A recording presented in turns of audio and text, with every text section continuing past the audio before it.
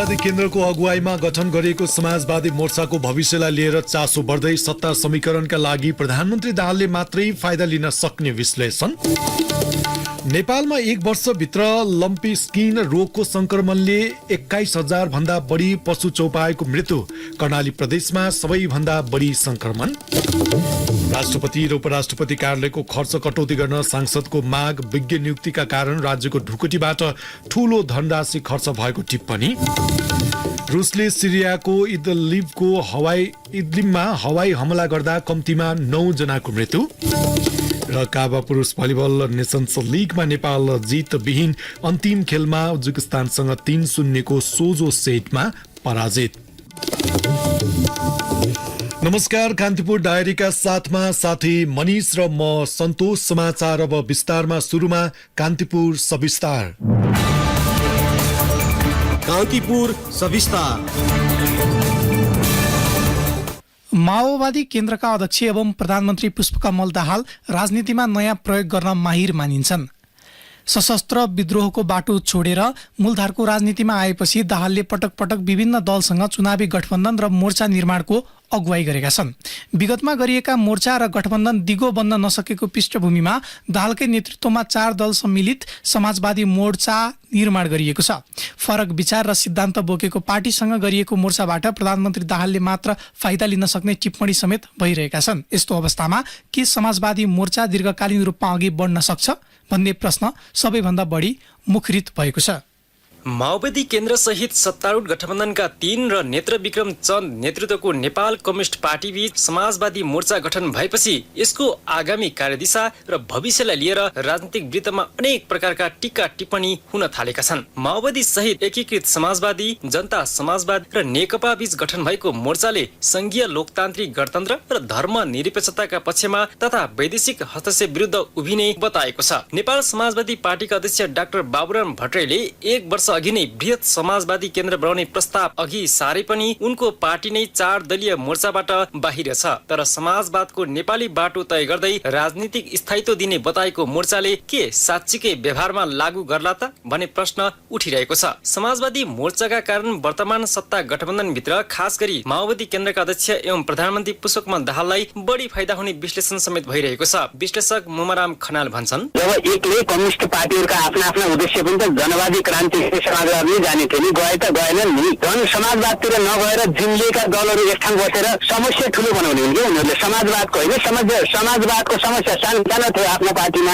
अब 4वटा पार्टी भएपछि ती समाजवादको चाहिँ गफ चाहिँ झन् ठुलो मात्रै हुने भयो। मोर्चा मार्फत गणतन्त्रलाई संस्थागत गर्ने बताइए पनि मोर्चा सत्ता टिकाउने र बार्गेनिङ गर्ने अस्त्रका रूपमा प्रयोग गर्न नहुने मोर्चाका कतिपय नेताहरूको भनाइ छ। मोर्चा प्रति त्यति सकारात्मक नदेखिएका एकीकृत समाजवादीका वरिष्ठ नेता झलनाथ खनाल सत्ता टिकाउने कार्यमा नभई आमूल परिवर्तनको मोर्चा बन्नुपर्ने तर्क गर्छन्। यो मोर्चा खाली सत्तालाई टिकाउने मोर्चा मात्रै नबनोस्, यो मोर्चा साँचो अर्थमा आमूल परिवर्तनको मोर्चा बनोस्। यो मोर्चा सम्पूर्ण वामपन्थीहरूलाई एकताबद्ध गर्ने मोर्चा बनोस्। शान्ति प्रक्रिया हुँदै मूलधारको राजनीतिमा आएपछि माओवादीले विगतमा थुप्रै पटक विभिन्न दलहरूसँग मोर्चा बनाएको छ। पटक पटक बनाएका मोर्चा मात्र नभई एकता गर्दा समेत दिगो बन्न नसकेको पृष्ठभूमिमा माओवादी केन्द्रका अध्यक्ष दाहाल अर्को मोर्चा बनाएर राजनीतिमा आफ्नो हात माथि पार्न खोजेको आरोप खेपिरहेका छन्। संविधान जारी गर्नु अघि दाहालले पहिचानवादी राजनीतिलाई बढुवा दिन 2069 साल र 2071 सालमा कांग्रेस र एमाले विरुद्धको मोर्चा बनाएका थिए। 2074 सालको आम निर्वाचन अघि एमालेसँग मिलेर लोकतान्त्रिक शक्तिको सामना गर्न चुनावी तालमेल सहित वाम एकताको नाममा पार्टी नै नयाँ बनाउन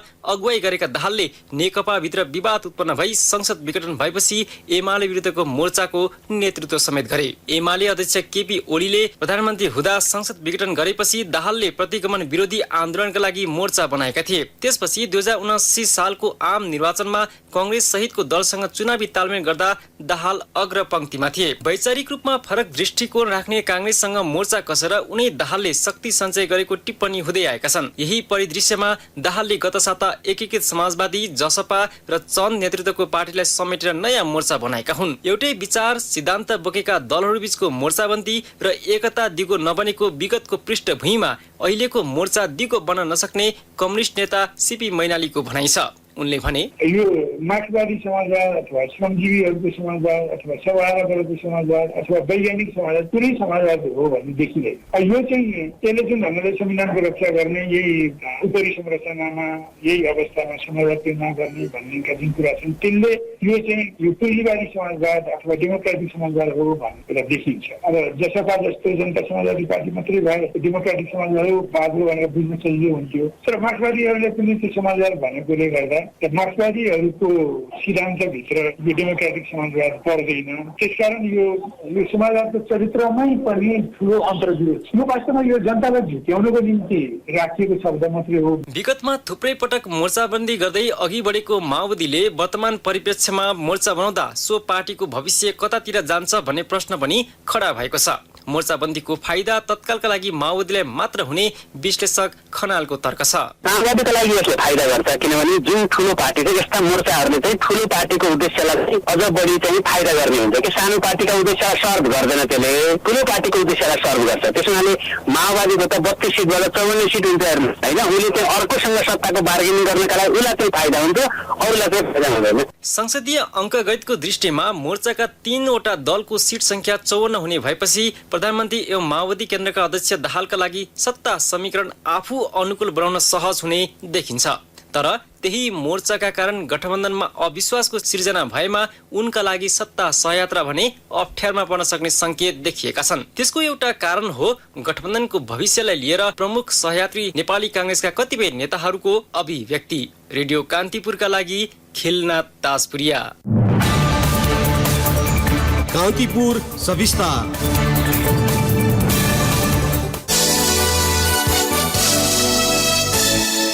मुलुकमा लम्पी स्किन रोगको संक्रमणले गत साउन यता 21,437 पशु चौपाएको मृत्यु भएको पशु सेवा विभागले जनाएको छ।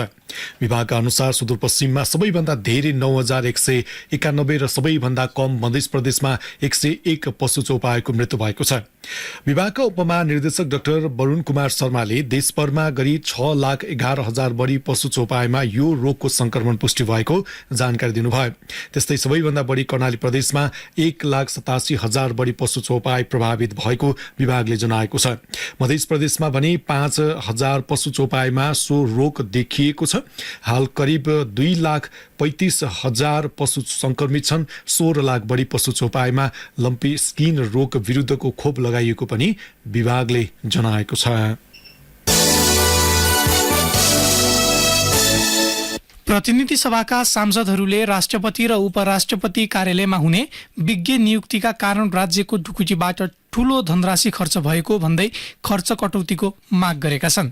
विनियोजन विधेयकमाथिको छलफलमा सांसदहरूले राष्ट्रपति र उपराष्ट्रपति कार्यालयमा आवश्यकता भन्दा बढी जनशक्ति नियुक्ति गर्दा राज्यले आर्थिक भार खेप्नु परेको बताएका हुन्।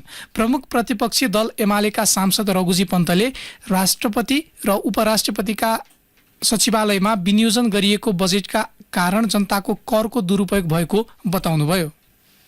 सिस्टमलाई लोकतन्त्रलाई बलियो बनाउने आधार के छन् त्यो खोजौँ, त्यसमा राष्ट्रिय सहमति गरौँ। किन भन्दाखेरि हामीले अपनाएको संविधानले शासन सञ्चालन जनादेश अनुसार मूल रूपमा प्रधानमन्त्रीले दिएको छ। हामीले संसदीय प्रणाली मूल रूपमा अपनाएका छौँ, हामीले राष्ट्रपतीय प्रणाली अपनाएका होइनौँ। त्यसले राष्ट्रपतिलाई उपराष्ट्रपतिलाई सल्लाहकार चाहिँदैन। त्यस अर्थमा उपराष्ट्रपतिका सल्लाहकारहरूलाई जाने, राष्ट्रपतिका सल्लाहकारहरूलाई जाने, उपराष्ट्रपतिका सल्लाहकारहरूलाई जाने। बजेट भनेको जनताले तिरेको करको दुरुपयोग हो।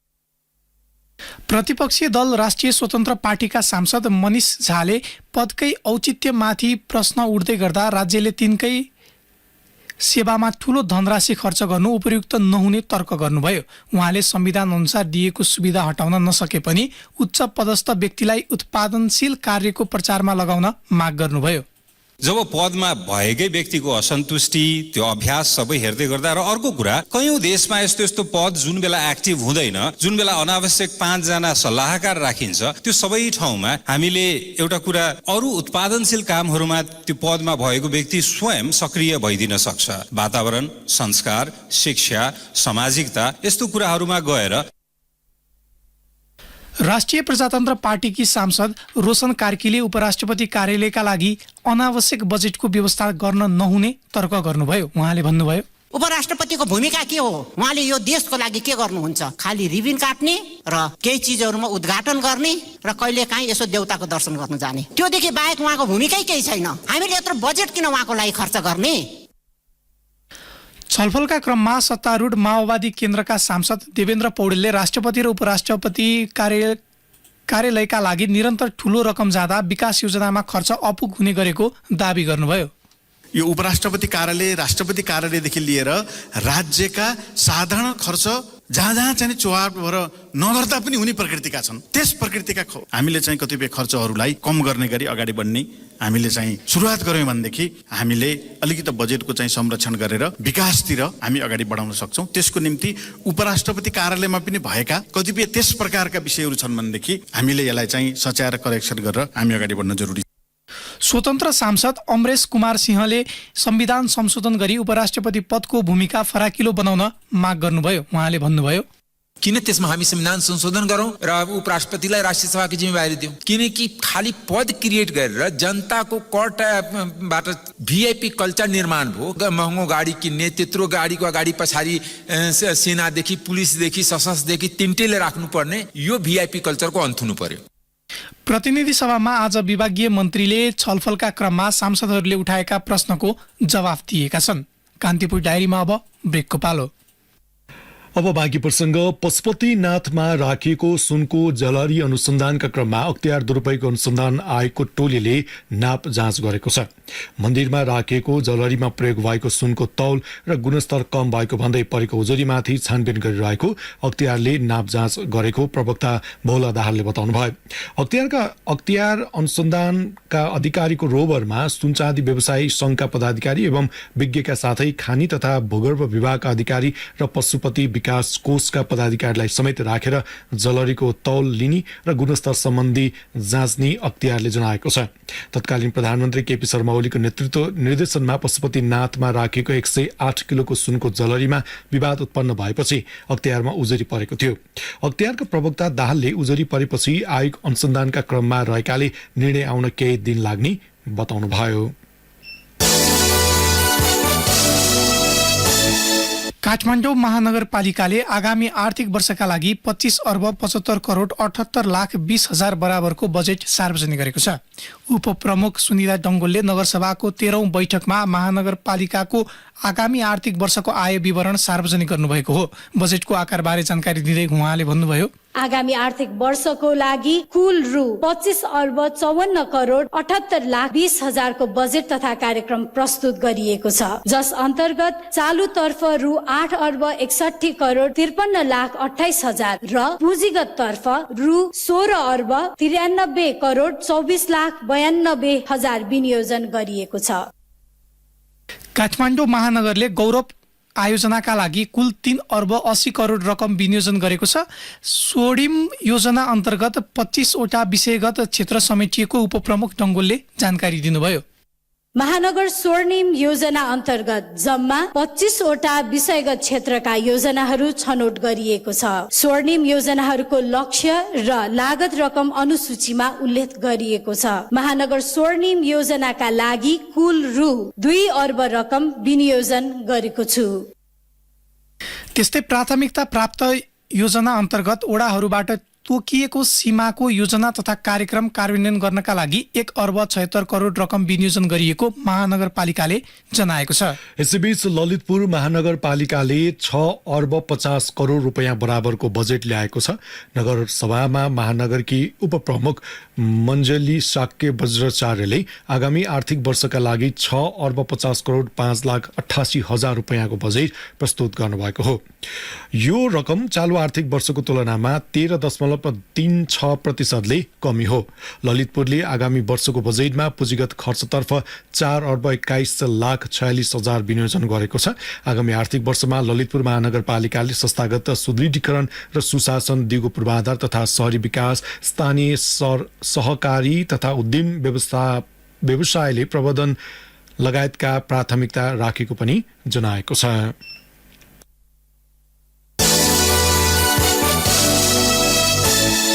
विराटनगर महानगरपालिकाले आगामी आर्थिक वर्षका लागि 3 अर्ब 28 करोड 50 लाखको बजेट सार्वजनिक गरेको छ। महानगरको 12औं नगरसभामा आज उपप्रमुख शिल्पा कार्कीले आगामी वर्षका लागि अनुमानित आयव्यय सार्वजनिक गर्नुभएको हो। प्रशासनिक खर्चतर्फ 68 करोड, पूर्वाधार विकास क्षेत्रमा 1 अर्ब 65 करोड 55 लाख 75 हजार, आर्थिक विकास क्षेत्रमा 3 करोड 96 लाख 81 हजार, सामाजिक विकास क्षेत्रमा 85 करोड 20 लाख 44 हजार रुपियाँ छुट्याइएको छ। त्यस्तै स्वास्थ्यतर्फ 13 करोड 67 लाख र शिक्षा क्षेत्रमा 67 करोड 94 लाख, सुशासन तथा अन्तर सम्बन्धित क्षेत्रमा 3 करोड 5 लाख र वातावरण तथा विपद व्यवस्थापन क्षेत्रमा 2 करोड 72 लाख रुपियाँ विनियोजन गरिएको छ। जनता समाजवादी पार्टी जसपाका अध्यक्ष उपेन्द्र यादवले संविधान संशोधन गरेर विगतमा भएका कमी कमजोरीलाई सच्याएर अघि जानुको विकल्प नभएको बताउनु भएको छ। नेपालको संहिता, शासकीय स्वरूप र निर्वाचन प्रणालीमा तत्कालै संशोधन नगरे जनताले अर्को संविधान बनाउने बाटो रोज्न सक्ने भन्दै यादवले संशोधनको विषयलाई अघि सार्नु भएको हो। आजबाट सुरु भएको पार्टीको विधान अधिवेशनमा अध्यक्ष यादवले पहिचान र सामर्थ्यमा आधारित संहितामा जानुको विकल्प नभएकोमा जोड दिनुभएको छ। उहाँले पहिचान र सामर्थ्यलाई ध्यान नदिए एउटै समुदायको वर्चस्व कायम राख्ने भन्ने ध्येयका साथ अहिलेको राज्यको पुनर्संरचना चलिरहेको भन्दै अधुरो, अपुरो र त्रुटिपूर्ण विषय सच्याउन माग गर्नुभएको हो। जसपाको विधान अधिवेशन पर्सिसम्म चल्नेछ।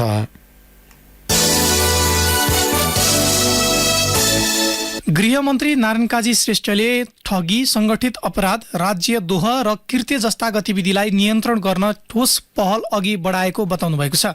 प्रतिनिधि सभा बैठकमा बोल्दै गृहमन्त्री श्रेष्ठले अपराध नियन्त्रणका लागि सरकार प्रतिबद्ध भएको बताउनु भएको हो। ठगी, संगठित अपराध, राज्यद्रोह र कृत्यको यस प्रकारको गतिविधिहरूलाई पुरै दण्डित गर्ने र राज्यलाई त्यसबाट मुक्त गर्ने दिशातिर अगाडि बढाउनका निम्ति ठोस पहल कदमी अगाडि बढाइएको छ। अनुसन्धानले केही पात्रहरूलाई अभियोजनको प्रक्रियामा अदालतमा अगाडि बढाइएको छ, पूर्वपक्षमा थुनामा छन् र केही अनुसन्धानको प्रक्रिया अझै अगाडि बढिरहेको र अनुसन्धानको तथ्य र प्रमाणको आधारमा थप काम कारबाही अगाडि बढ्ने पनि प्रश्न नै छ। आन्तरिक सुशासन आफ्नो पहिलो शर्त भएको उहाँको भनाइ थियो। मन्त्री श्रेष्ठले निजामती प्रशासन वा सुरक्षा संगठनभित्र दबाव र आर्थिक चलखेलका आधारमा पदोन्नति र सरुवा हुने कार्यलाई निरुत्साहित पार्ने काम भइरहेको दाबी समेत गर्नुभयो। स्वास्थ्य तथा जनसङ्ख्या मन्त्रालयले मोबाइलको लतका कारण बालबालिकाको चौतर्फी विकासमा असर पर्न सक्ने भन्दै सचेत बन्न आग्रह गरेको छ। आफ्नो सजिलोका लागि बालबालिकालाई मोबाइल देखाएर खानेकुरा नखुवाउन समेत मन्त्रालयले अनुरोध गरेको छ। त्यस्तै मस्तिष्क विकास हुने अधिकतम उमेरमा मोबाइलको लतबाट बालबालिकाको चौतर्फी विकासमा असर पुग्ने मन्त्रालयको भनाइ छ। मोबाइलको लतले बालबालिका एकोहोरो हुने लक्षण देखिने हुँदा त्यसबाट जोगिन मन्त्रालयले समेत आग्रह गरेको छ। अभिभावकले अत्यधिक मोबाइल प्रयोग गर्दा बालबालिकामा समेत त्यसको लत बस्ने भन्दै सजग रहन मन्त्रालयले बताएको हो। उत्कृष्ट शिक्षा नेपालमै भन्ने नाराका साथ आयोजित कान्तिपुर हिसान बृहत शैक्षिक मेला एडुफेयरमा 1,25,000 जनाले सहभागिता जनाएका छन्। मेलाको आज अन्तिम दिन 50,000 विद्यार्थी र अभिभावकले अवलोकन गरेको संयोजक टङ्कराज आचार्यले जानकारी दिनुभयो। काठमाडौँको बिर्कुटी मण्डप स्थित प्रदर्शनी हलमा कक्षा 11 र स्नातक तहमा भर्ना हुने विद्यार्थीलाई लक्षित गरी एडुफेयर सञ्चालन गरिएको हो। गत जेठ 32 गते बिहिबारबाट सञ्चालन भएको थियो, तर त्यही दिन काठमाडौँ महानगरपालिकाका प्रहरीले मेलामा हस्तक्षेप गरेपछि रोकिएको थियो। अदालतले मेला नरोक्न अन्तरिम आदेश दिएपछि पुनः सञ्चालन गरिएको हो। कान्तिपुर डायरीमा पुनः ब्रेकको पालो। अब आर्थिक प्रसङ्ग। मुलुकका विभिन्न स्थानमा धान रोपाई सुरु भएको कृषि विभागले जनाएको छ। कालीकोट, जुम्ला, दैलेख लगायतका उच्च पहाडी क्षेत्रमा करिब 50% रोपाई सकिएको विभागका सूचना अधिकारी सुनिल कुमार सिंहले बताउनुभयो। उहाँका अनुसार सुदूरपश्चिम र लुम्बिनी प्रदेशमा पनि 50 देखि 60% रोपाई सकिएको छ। ती क्षेत्रमा सिँचाइ सुविधा भएकाले रोपाई अन्य क्षेत्रको तुलनामा चाँडै भएको हो। यता कोशी र मध्य प्रदेशमा भने आगामी साताबाट रोपाई हुने सिंहले बताउनुभयो। सो क्षेत्रका किसानलाई आकाशे पानीको भरमा रोपाई गर्नुपर्ने बाध्यता भएको विभागले जनाएको छ। धितोपत्र बजार आज उच्च अङ्कले बढेको छ। शेयर कारोबार मापक नेप्से 62.21 अङ्कले बढेर 2117.73 बिन्दुमा कायम भएको छ। नेप्सेमा आज 275 वटा कम्पनीको 1 करोड 47 लाख भन्दा बढी किता शेयर खरिद बिक्री हुँदा 6 अर्ब 49 करोड 4 लाख रुपियाँ बराबर कारोबार भयो। अघिल्लो कारोबारको दिन कुल 3 अर्ब 44 करोडको कारोबार भएको थियो। कारोबारमा आएका 13 वटा उपसमूह सबैको परिसूचक भने घटेको नेपाल स्टक एक्सचेन्जले जनाएको छ। अब अन्तर्राष्ट्रिय प्रसङ्ग। रुसी लडाकु विमानहरूले सिरियाको उत्तर पश्चिमी इदलिबमा हवाई हमला गर्दा कम्तीमा 9 जनाको मृत्यु भएको अन्तर्राष्ट्रिय सञ्चार माध्यमले जनाएका छन्।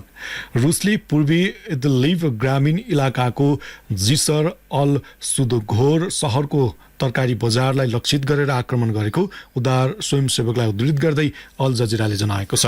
स्थानीयका अनुसार रुसी लडाकु विमानले सिरियाको इदबिल सहर, बेनिन सहर र अल अर्विनको पहाडी क्षेत्रमा 5 वटा हमला गरेको पनि बताइएको छ।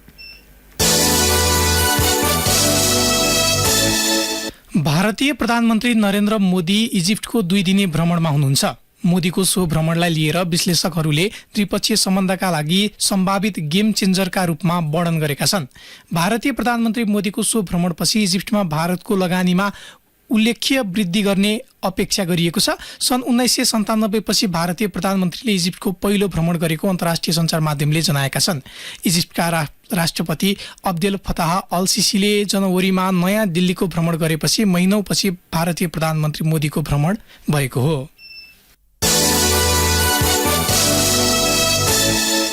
अब खेल प्रसङ्ग। सेन्टर एसियन भलिबल एसोसिएसन काभा पुरुष भलिबल नेसन्स लिगमा नेपाल जित विहीन भएको छ। नेपालले लिग चरणका 6 वटै म्याचमा हार बेहोरेको। आजको अन्तिम खेलमा नेपाल उज्बेकिस्तानसँग 3-0 को सोझो सेटमा पराजित भयो। नेपालले उज्बेकिस्तानलाई 25-21, 25-22 र 25-23 को सोझो सेट सुम्पिएको हो। 7 टोली सहभागी प्रतियोगिताको शीर्ष 2 टोलीले उपाधिका लागि प्रतिस्पर्धा गर्नेछन्।